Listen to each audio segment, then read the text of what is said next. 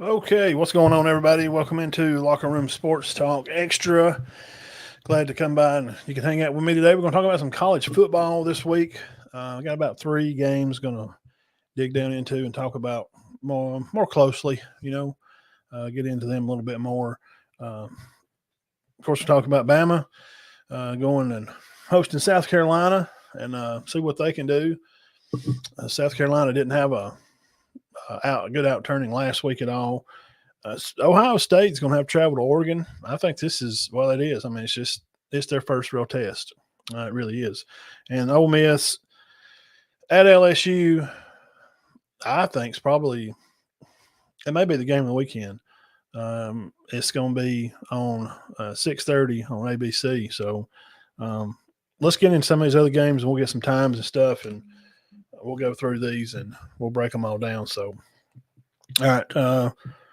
Texas, 14-point favorite. Red River Rivalry are some people, all the Oklahoma fans we had on back during the summer said it's the Red River Shootout. They like it to be called that too. So, do I think Oklahoma has a chance? Well, I think it kind of depends on Jackson Arnold if he's going to come in and get to play some. Look, he's just not played. He just hadn't played real great. Okay, he just hadn't. But hey, when coach recognizes stuff, you just recognize it and say, well, we got to go find the guy that can play football. And Hawkins has come in. He's done a good job. He's fast on his feet. He can make a difference. He can definitely create plays and do about any kind of thing that you could imagine. But still, their offensive line just has trouble. Okay, Oklahoma, their offensive line coach. I went on last summer and talked about them some, and what they could do or what I felt like they could do or couldn't do. And I'm just not sure how it's going to probably weigh out. Texas is number one right now, and I'd kind of like to see also if Quinn's going to be back to play. It seems like it's so hard now to find out if any of these guys are daggone playing. Like, there's got to be some kind of rule to something that you can figure it's going to be the starting quarterback for some of these teams. So Texas is favored by 2 touchdowns. The game is going to be on at 2:30 on ABC. Also at that time, favored by 4. Penn State is going to be traveling out to USC. Coach Franklin he's always been a good coach. I think they're starting to fool around some and get their quarterback in rhythm. USC, they don't have a problem at quarterback. They just have a problem like on third downs and stuff and making plays and figuring out their time of possessions and making the right. You can see a team make a lot of plays but still lose a game. Like Bama scored, points every few minutes. But defensively, because they lacked on defense, it puts their offense in a bad spot. USC's kind of doing the same thing. And Joel Klatt said that Bama looks like a 17 model of Oklahoma when Riley was at Oklahoma, that they're just going to probably have to score 40 or so a game because defensively, they're just young. I mean, I listed them, back. We'll talk about Alabama here in a second, but, I mean, Alabama's D-backs are young. Malachi's really he's the only guy there that really played any last year. Now, linebackers and stuff had played, Lawson and Campbell and those guys, and they just wasn't in the right positions to make plays against Vanderbilt. That's on their coach for not adjusting. And also, the coach can't make them play aggressive, though. You just can't. So that's some of it at USC. It being at Southern Cal, it's a 2:30 game on CBS, which is going to be, I guess it'll be 12:30 out there or 11:30. Could USC make it a game? Yeah. Dude, they got some playmakers. That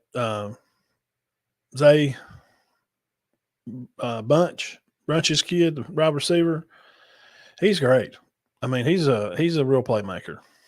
He can get out there in space. Their tailback, but they just have problems stopping anybody. But is Penn State going to be good enough to score enough to better beat USC? I kind of don't think so. I'm just telling you, man. I'm just saying what I think. I think there's a high possibility that USC wins this game. It being at USC too. 3:15 on SEC Network. Georgia's going to host another game. They're going to be welcoming in the Bulldogs from over on the SEC, old SEC west side of the line over there, across the Mississippi River. Mississippi State Bulldogs going to be at Georgia. Georgia's favored by like 6 touchdowns. Does Georgia cover? I mean, do they beat them by that much?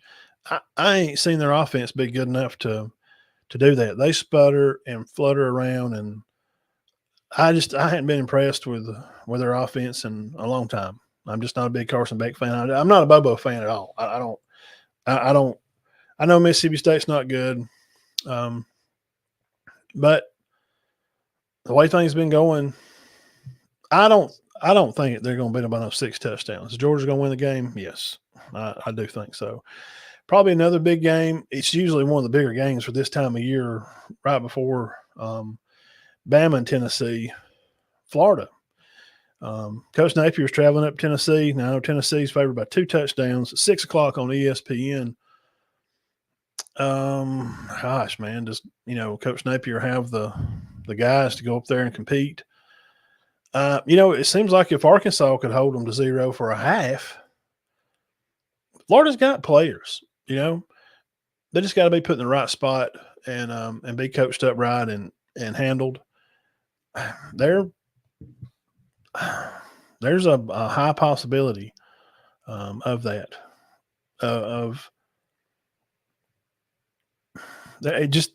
Florida has a good shot to win this thing, just as good as nobody's really playing great, and we'll talk about Nico a little bit. I mean, he's thrown for a lot of yards, but he still has young moments. And we put a lot of pressure on these young players to come in and play, right off the bat and play real fast. And you got to know all the plays. And we've seen him play against Iowa. And, wow, we talked about him this summer. And I liked him. I covered him when he was in the Elite 11 camps. And he is a good quarterback. That Florida can if Florida can keep them under 20, at least by halftime or so, it just seems that Florida ought to have guys up front. Dude, they got a big old guy right in the middle. 20, I think he's number 21. I covered him, talked about him this summer. They can plug some lanes. They can cause some, because Tennessee wants to run the ball. I mean, they're like top 5 in rushing. Sampson's going to run the ball because he knows, Coach Heupel, like all coaches should know, you got to run the ball to set up to throw it later. Some teams are lacking in that department. They're trying to throw the ball to set up the run, and you can't do that. So 2 touchdowns for Tennessee over Florida. Yeah, I guess 6 o'clock ESPN.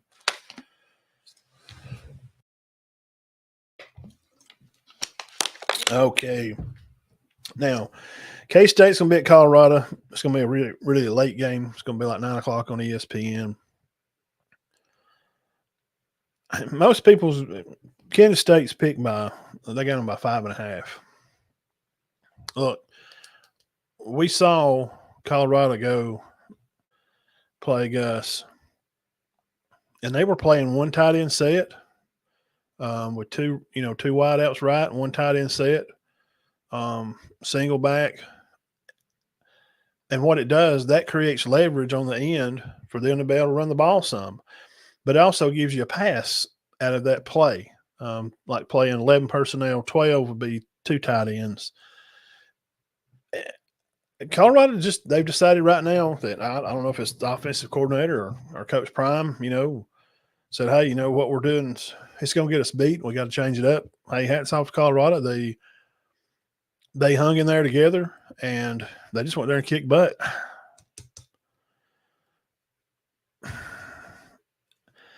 If they can continue to play that way and play with confidence at Colorado, because they have a couple of playmakers, but I mean, don't every team this year? I mean, football just seems so kind of watered down.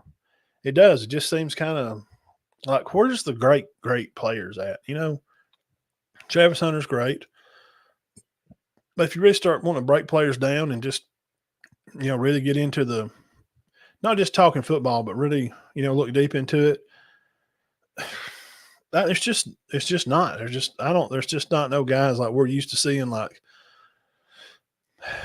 just a few years ago, like a Derrick Henry type style running back, or even way back, like a Tim Tebow type guy. They can just take games over and just win. You have, I think the portal definitely has to do with that. It gives more teams more opportunities, and I'll make an example of this, and then we'll go on through the games. In baseball, I've coached more baseball than football or basketball.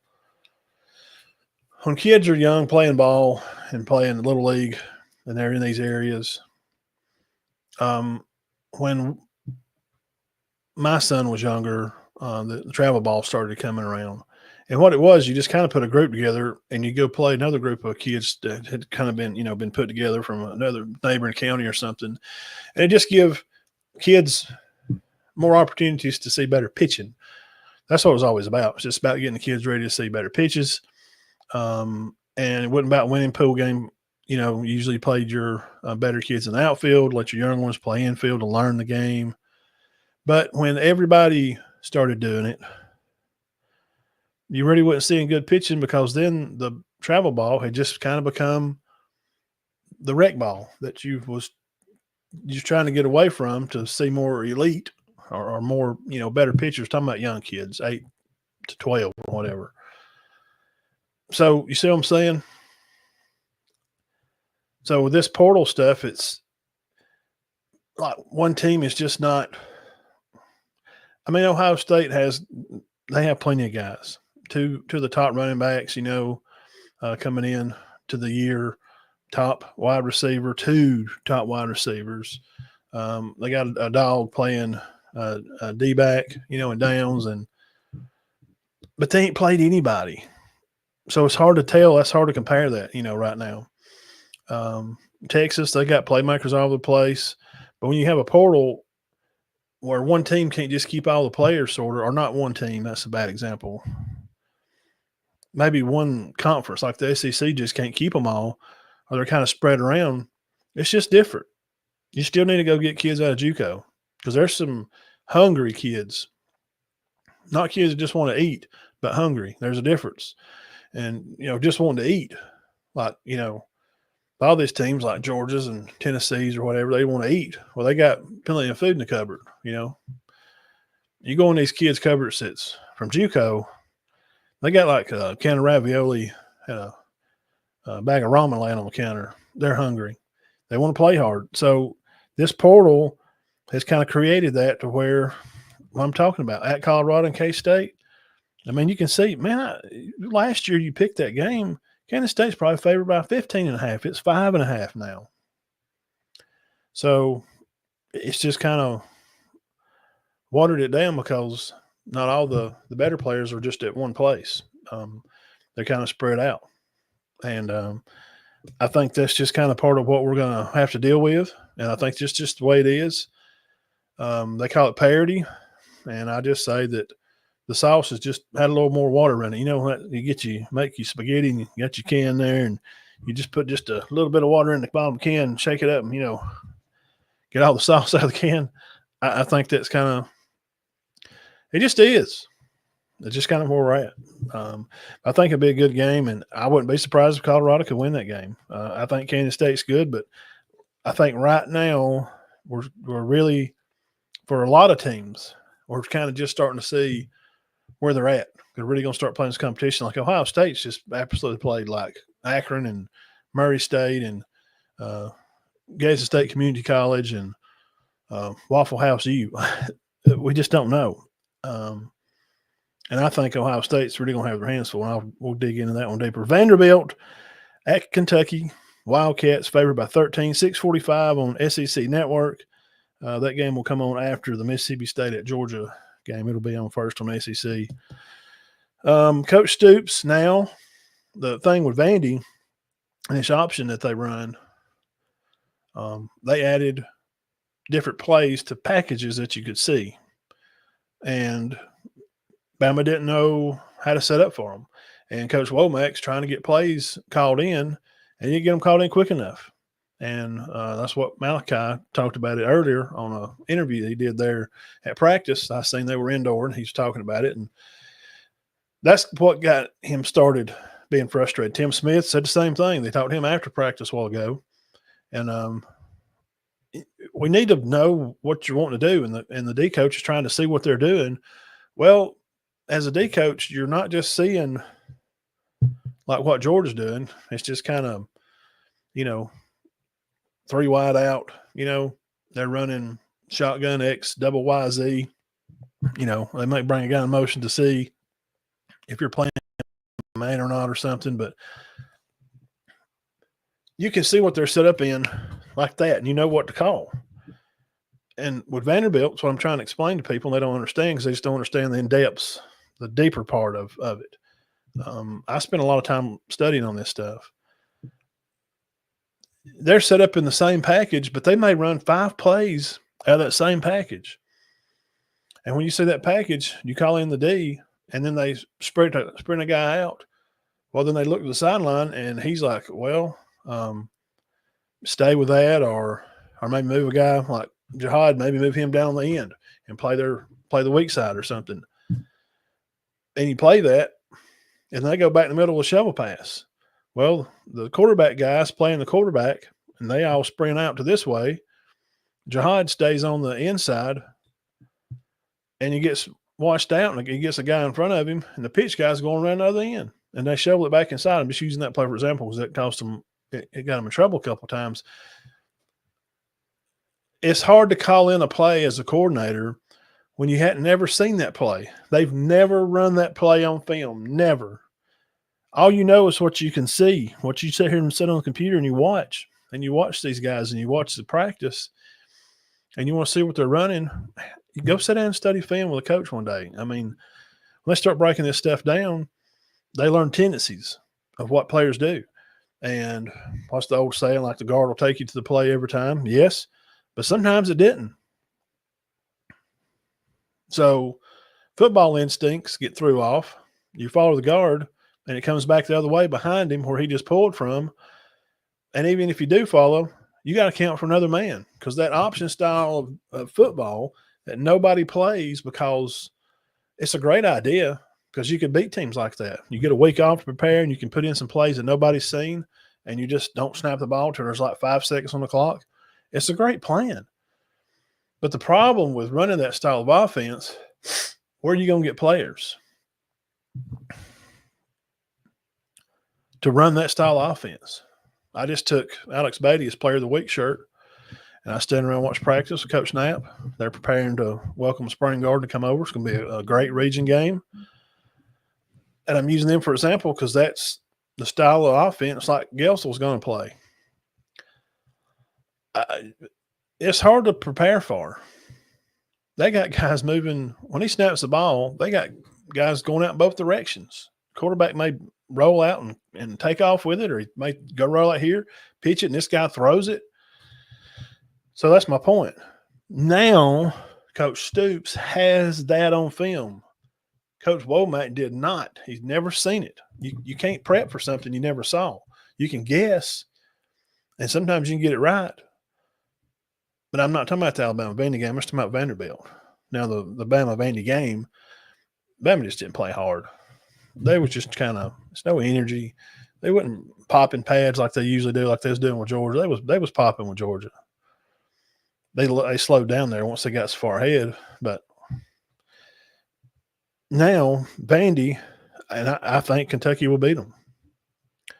Like, man, but they just beat number 1 Alabama. It's about matchups. Now that there's film out there, and Coach Hale, one that helps down there that kind of runs the stuff at Vanderbilt now that they've brought in, Coach Lee has, this guy is super well known for turning programs around. If you know inside coaching circles and those guys, he's very well known. that's what he does. And he done a good job and kept things unorganized for Alabama, which was organized for them. But Coach Stoops now, he's seen it. They can prepare for it. Now, if Coach Lee can work in some different plays and not even run those plays and just have a whole different other set of plays, which, I mean, good luck trying to do that in, 4 or 5 days, and they're going to get on the bus probably. They play it Saturday night. They may go up Saturday morning because it's not, I mean, it's just right across, right up above. It ain't too far. I don't know if they may go Friday, but so we'll see. We will see. I feel like Kentucky will win that game. I just do. So let's go to the first game. South Carolina at Bama. Bama's going to be favored by 22, 11 o'clock on ABC. South Carolina is 3-2. Bama's 13-3 against them all time. 2019 was the last time they played. Bama won 47-23. Now in 2010, on October the 9th, South Carolina did win. They beat Bama 35-21. I remember watching that game. It was good. That was I think it was the Garcia game. Seems like they tried to Bama tried to wildcat Mark Ingram several times in a row down there. We got down there and scored late and made it like 21-28 or something. And we still like a touchdown behind or something like that. And I think late, seemed like Garcia rolls out and throws a pass to, golly, what's that boy's name? Somebody tell me. What was that South Carolina? It was good. He was good. I don't even think he's in the pros anymore. God, I can't forget his name. South Carolina wide receiver. Tell me. He was good. I never said it again. I'll think of it here in a minute. Now, last week, South Carolina, they could not get anything going, man. They lost 27-3. I went back and watched the game. Ole Miss had 425 yards offense, 140 yards rushing. South Carolina had the ball the longest. They had the ball for 32 minutes. Yes. Yeah, Alshon Jeffrey, holy smokes. Woo. Boy, he was good. I wonder if he's still playing. He was a good player. Tall, athletic, strong hands. He was just a mess to cover. Now, they had 43 rushes, and they were 20 for 33 in passing. They had a fake punt early. This is what – and I know you're playing Ole Miss, and they're ranked, and everybody's talking about them. He did retire. Yeah, he was, man. He was very good, but he did retire. Yeah, he was good. I enjoyed watching him play. But they try to run this fake punt. Like, Coach B, man, what are you doing? I know you're at home and the home team, you want to play a little more aggressive and stuff. That hurt them, man. That put them – I mean, it was like – I don't know if it was the first drive or maybe Ole Miss had it and they had to punt. And it was early in the game. It seemed like there was 10 minutes in the first quarter. And the receiver fell down on another play, and Ole Miss picked the ball off. That was just a few plays later. They fumbled it first, and right there at the first quarter, too, the quarterback did. Of course, you know who it was that fumbled the ball. Take a wild guess who fumbled the ball at South Carolina. Bless his heart, man. I can't talk about kids because I'm a kid guy, but he's not a kid. He's a man. He's grown. Ashford, man, he's running a wildcat, and he just takes up the middle. And I don't know if he got the snap, and I don't know, man. He couldn't even get it in his arm right now. South Carolina, it looked to me they have some guard problems. I think their interior offensive line looks a little shaky. 23-3, Ole Miss at the half. They were just – Ole Miss still just really didn't – they just didn't smoke them, you know. So I think that says something about South Carolina. Number one, their defensive back, Smith. I like how he plays. I really do. I like how he plays a lot. He was a top 100 athlete out of Springville High School. He gets after it. I didn't see him loafing, running receivers down after they caught the ball and He made a play on a guy and tackled a guy like down with 5 or something. Now, Ole Miss wound up scoring, but now their tailback too. The Attaway kid, I like how he runs. He's 5'10", 220 pounds. And look, he's a senior guy. He was a 75th running back in the nation. He's from Little Rock High School out in Arkansas. And he played at North Texas, and he just came to South Carolina this year, Attaway. He's built perfect, man. I mean, he is he's that Mark Ingram guy. I always use Mark Ingram because he's probably, it's one of a lot of people's favorite player. Even if you not an Alabama fan, a lot of people like Mark Ingram. But he's that 5'10", 220 guy, short, stocky, fast on his feet. He don't have the balance Mark Ingram had, I don't think, but he's good, man. And like I said, he was 75th in the nation. He played out at Little Rock High School, and they got some good football players out there. They got good JUCO teams out there also, but he's already played. He's a senior. This guy's older. He's played a lot of football. He played at North Texas, transferred in here to play with Coach Beamer. The senior offensive assistant at South Carolina, which I just found this out just a few days ago. Well, actually Sunday night after the show, our main show. Mike Shula is at South Carolina. I don't know if that's good or if that's bad, but it is what it is, and I'll give you some information there about SC. Alabama's favored by 3 touchdowns. Now, are they going to come in and play PO'd? Are they fired up? They said Coach DeBoer was a little hot at practice today. Wasn't a lot of music bumping, and there's a lot of self-checking time. What are we doing here? I mean, if we're going to come out here and bust your tail at practice, God dang, why don't we go win the game? Everybody hold each other accountable. Team leaders be leaders. Coaches, we're going to coach you, and we're going to do a better job of getting you ready. But player-led teams win. Let me tell you again. Player-led teams, high school too. You put them out there and you put them at practice, you go out there and put them up against each other, they back up a yard or two apiece, and them guys running into each other and wrestling and fighting with each other, you find out who the dogs are. When you have a team that don't have good leadership, I think is a big part of figuring out who the team leaders are.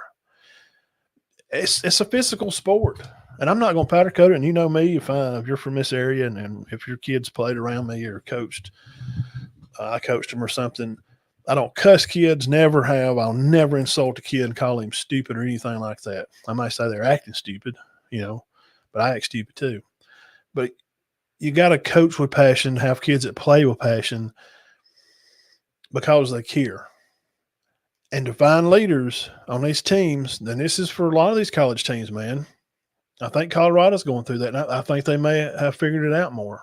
I think they're going through that because there's so many goddamn – the money has changed it because that chemistry you have with your guys, some of that chemistry is lost because this new tight end that's come into play for us, he's from Baylor, and he's a senior. He's 25 years old. He red-shirted, then he blue-shirted. Come in to play, and he's pretty good, but you got to find some leaders somewhere, and you just have to tie and fight. You just have to – if there wasn't a fight at practice, at least, high school, college, at least a day or 2 or 3 a month. But like what? I mean, who's fighting out here? Like somebody's. We got to hold each other accountable, and that's what a lot of these teams are going to go through. And society's so soft, and it's more praised to be feminine, and it's more shunned upon for men to be men. And that I'm not trying to be political or religious, but it just is what it is. And that type of teaching has bled down through, and you're seeing it on the TV with these players. I mean, they're just, this is it. They're just, Matt, they just pull out their necklace and they're just worried about what, got on but there's always been dancing in football. Dude, I grew up in the 80s. I watched the U dance on people every game. And Coach Johnson was like, dude, if you don't like it, don't let them score. But these teams are going through that. Alabama, they're going to figure it out this week. Got a new staff. Auburn, you need team leaders. And it's usually the quarterback. Usually, not always. And I think Auburn's having such bad trouble at quarterback. You usually turn to your quarterback like, you're the captain. What are we doing? And all they hear what they've seen, he didn't turn the ball over last week. Hats off to Peyton Thron, didn't turn it over. They just wasn't going to beat Georgia. They don't have the guys. They may in 2 or 3 years. They can recruit in the top 5 for a couple of years. They may. But Thorne's he's just not real good. I mean, that play he talks about, he went the wrong way. He read the play wrong, and it's wide open. He could have stepped left and got a yard and got a first down. They probably didn't win the game, but darn it, you're trying to set play games later. So leadership, that was my point there. And we're going to see if Bama is figuring out who the leaders are.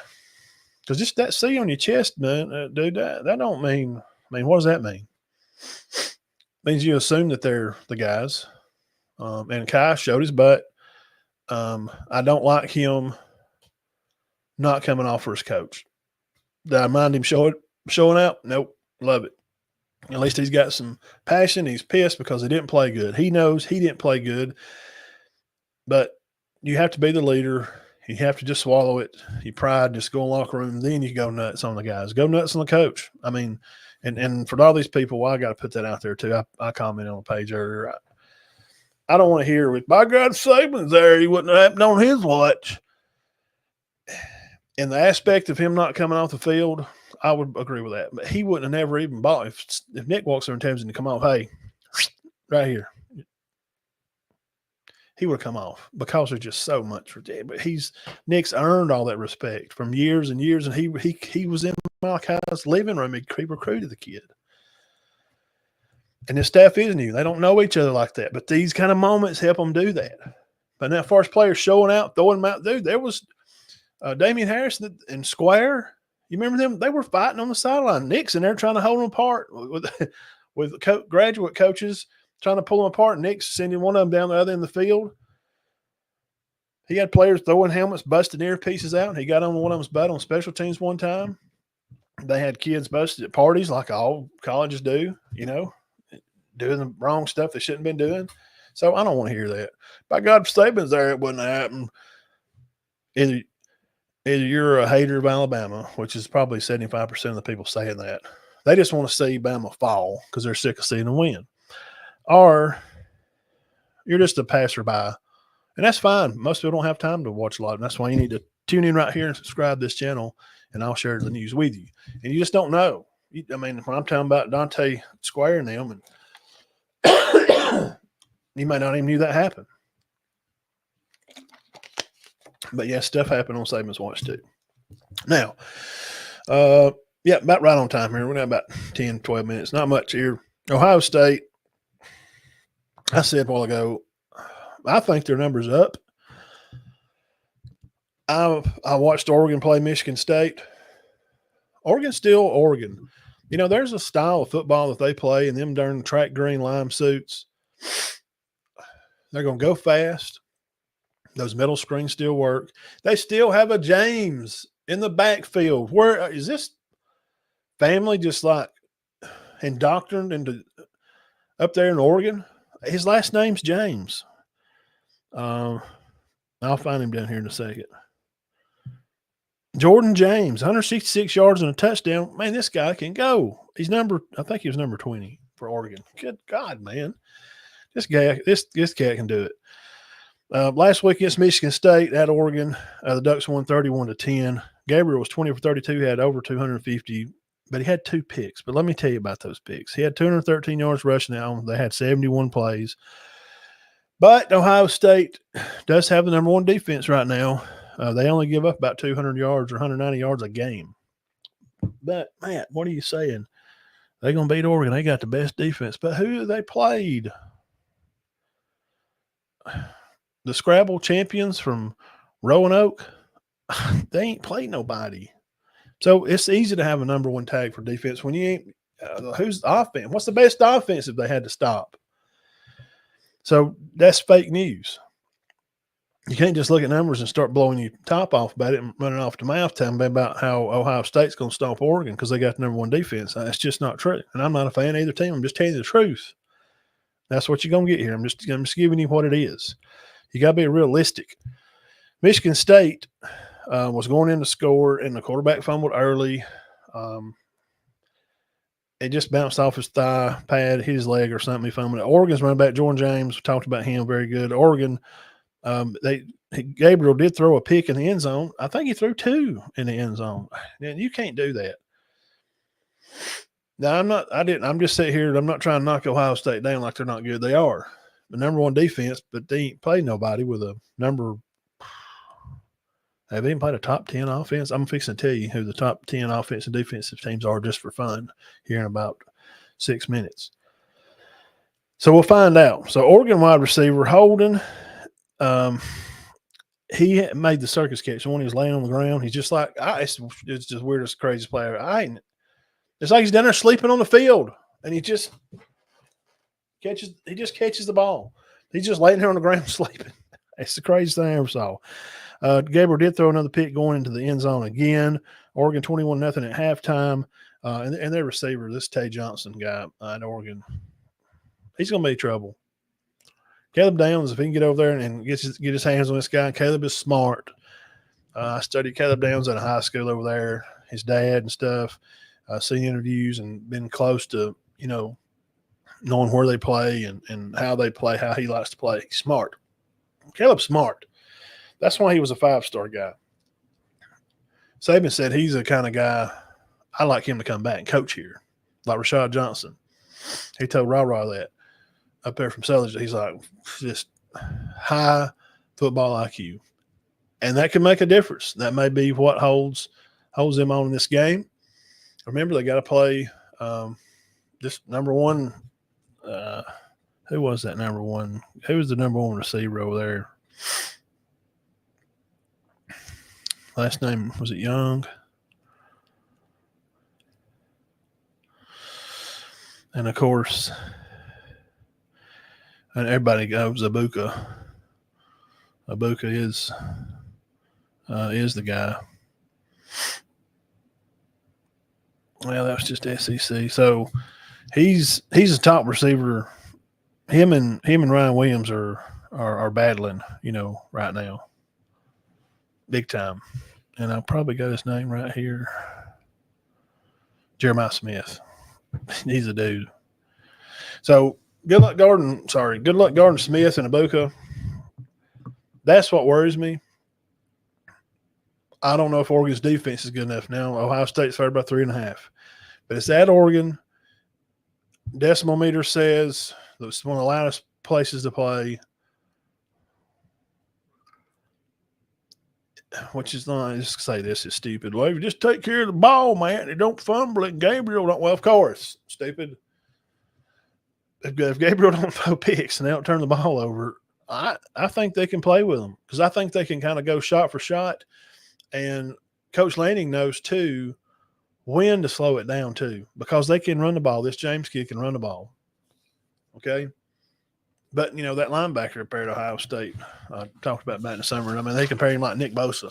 Like, they're just very high on this kid. Super extremely talented. 6 foot, 220, benches 500 pounds. I mean, he's a dude, okay? All right. Last game, and then we'll do a little stats here, and we will get off. So I got to stay under an hour on these things. All right, 2.5-point favorite Ole Miss. Going to be at 4-1 LSU, but it's at 6:30 on ABC, guys. 6:30 on ABC. Let me go to the peanut gallery. Yeah, I guess you're talking about Thorne there. Yeah, he didn't. Mason, Tennessee and Florida on the thumbnail, good or bad? It's on the SEC's biggest. Yeah. And I ain't gonna dig in that one deep because Florida just probably don't really got a big shot at it being at Tennessee too. That's kind of why I'm not digging real deep into that one. Ben says Vandy's quarterback is the only person who has beat Alabama and Alabama. 2 different schools, like New Mexico and And he's at Vandy. Yeah, I know. That's pretty cool, man. Hey, good for him. You know, you go out there and grind and work your freaking tail off. I love us good. Who don't love a good story for a kid that come from JUCO and moves around and I mean, beating Auburn's not a. I mean, you don't get a big prize for that because they lost 7 games last year. But beating the number 1 team, whether I thought Alabama was number 1 or not, I didn't because I don't think Georgia's that good. I don't think beating them really proved that much to me. That's just me. Yeah, hats off to him for just freaking working at it, man. You know, that's what those greedy kind of guys are still what makes college football great. It's those stories, man, that we don't get in NFL. You don't get that in NFL. But LSU 4-1, Ole Miss 5-1. Ole Miss is favored by 2.5. And it's because the Ole Miss, I mean, they had the top offense. You know, they over 1,700 yards offense. You know, running, throwing the ball. Jackson Dart. You know, I know.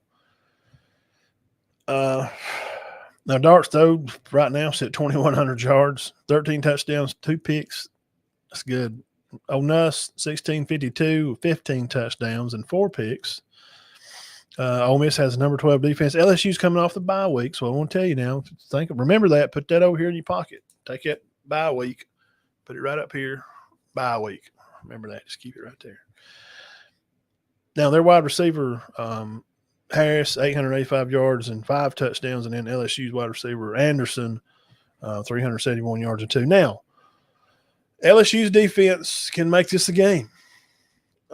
We all know that they have odd human beings. It's like an alien farm down there in the bayou. They just have linemen growing on trees. Like you just walk around those old swamp trees, there's just people growing out of the ground, and you know, just like when you grow peas up on a cane pole. They're just everywhere. They're 6'9", 300 pounds. It's not hard to find a lineman usually, and especially not an athlete. That could be a receiver or a corner. It's just the way it is. I think LSU's defense could maybe keep them in this game. Now, LSU does hold the matchup 64-13. Now, here's a little history stuff, and I'll go through this and just give me 50 seconds. I like this stuff, and it's just kind of style of the show that I do, and probably nobody else does this, but that's okay. It's what makes me different, and I hope that's what I can build my own crowd with that likes this little 50-second spot here. In 1894, Ole Miss won 26-6. Now, they've been playing in Vicksburg in 1896 and in Meridian. They played in 1899, and in Jackson, that's where they played at 1907. They didn't play in Oxford until 1917. I thought it was interesting. The first time they ever played there, 1917. Now, this is crazy. From 1936 to 1964, it was played in Baton Rouge. So Ole Miss Rebels have to travel to Baton Rouge for all these years. For years and years and years. 1936, 1964, the game was played in Baton Rouge. Now, in 1989, they started playing the game regularly in Oxford.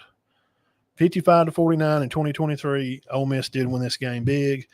I don't think that this game score goes up that high, but I do got a little bit of a but, I guess. Just be careful, man. Look, when you play down LSU at night, Nussmeier's good, man, and they can run the ball enough to keep them honest. If their defensive 3 can just keep it kind of messy up front for Ole Miss's offensive line, but man, Ole Miss played good defense. You know, are they going to have to bootleg out a lot? Ole Miss, they're going to have to roll nice out. You know, have you ever had one of those premonitions? And like you don't even want to say it because you don't want to speak it into existence. I just had this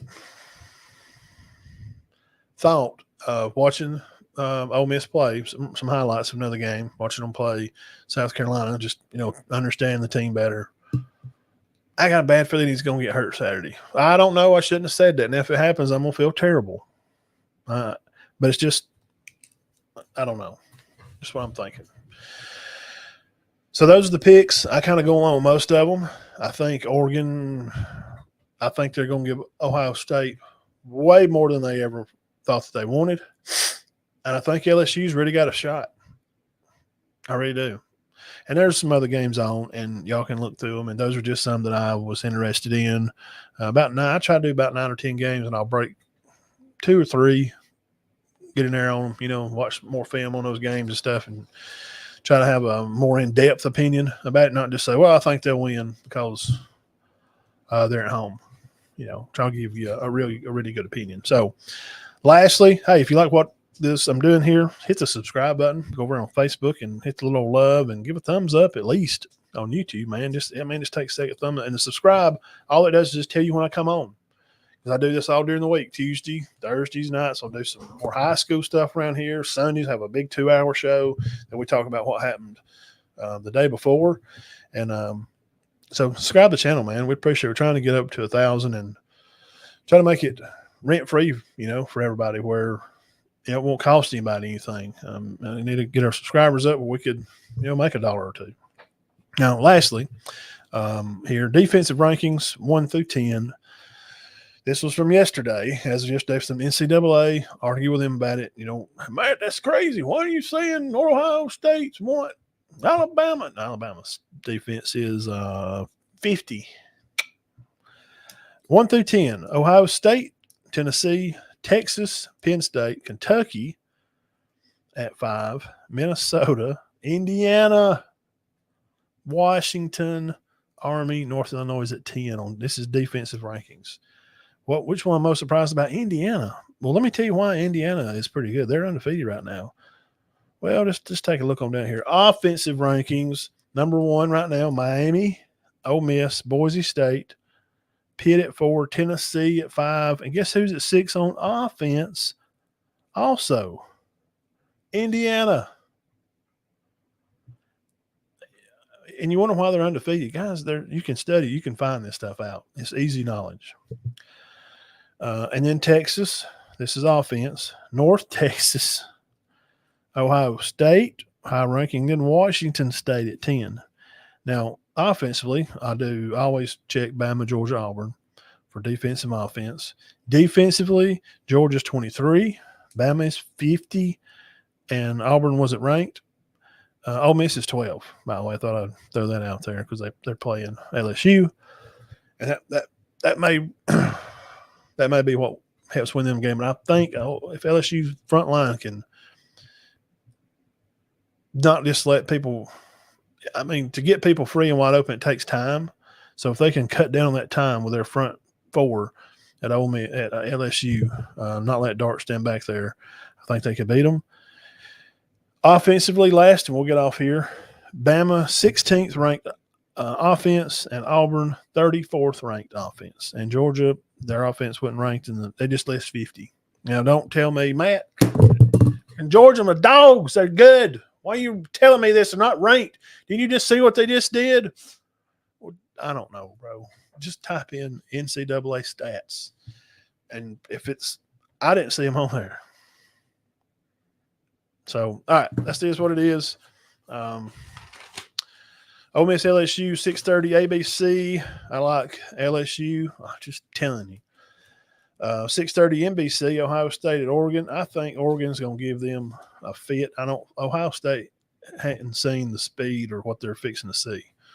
Now, their defense may be able to hold on, and good luck to Oregon trying to cover Richardson, the Richards guy, and Abuka. Man, those guys are first-round picks. And South Carolina at Alabama, 11 o'clock ABC. We'll see if Bama's got their head right. And Texas and Oklahoma is at 2:30. Penn State at USC, 2:30. CBS. Mississippi State and Georgia, 3:15 SEC Network. Florida at Tennessee, 6 o'clock ESPN. Vandy at Kentucky, 6:45 SEC Network. And Kansas State late that night at Colorado. And we'll find out if Colorado's – if we got them something going on there. So, maybe they're figuring out team chemistry, and I think Colorado's got a chance. It's just the way it is these days. All right, guys, thank y'all. Love you. God bless you. Y'all have a great week, and I'll see you back Thursday night about 5 o'clock. All right, peace.